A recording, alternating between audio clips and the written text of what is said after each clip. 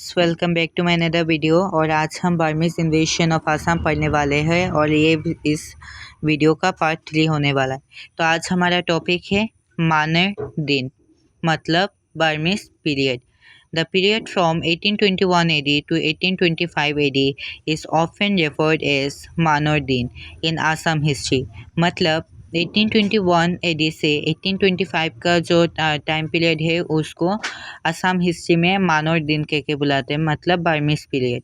During this period the Burmese unleashed a reign of terror.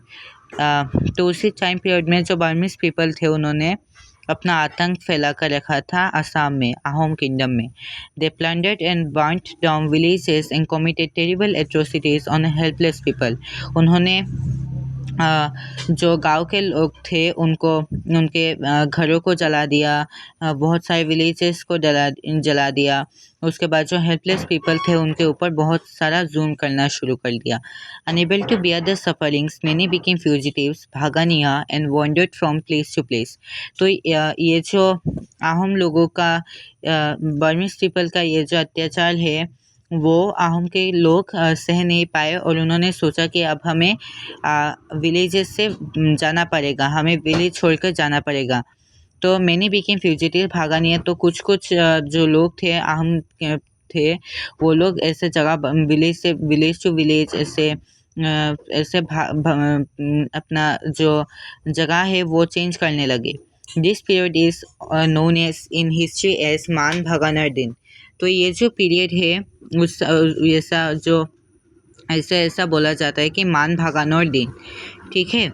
Some even fled to neighbouring countries. तो कुछ लोग जो थे वो नेबरिंग कंट्रीज, जैसे कि अगर आहम को देखा जाए तो उसके नेबरिंग कंट्रीज थे मणिपुर, मिजोरम, नागालैंड। तो वहाँ पर वो लोग भाग गए। Agriculture, trading, commerce suffered. तो ये जो जैसे कि पीपल जो लोग थे वो कम हो रहे थे, तो एग्रीकल्चर, उसके बाद ट्रेड, बिजनेस में बहुत सारा सफरिंग हुआ। Further, some people in the guise of Burmese committed atrocities on the Assamese people। तो कुछ लोगों थे वो जो बर्मीज के एट्रोसिटीज थे वो सहन नहीं कर पाए और उन्होंने कुछ ऐसे भाग नहीं पाए और उन्होंने सोचा कि अब कोई रास्ता नहीं है और हमें यहाँ पर ही रहना है। तो जो बर्मीज पीपल के एट्रोसिटीज़ है वो सहन करके वही रह गए।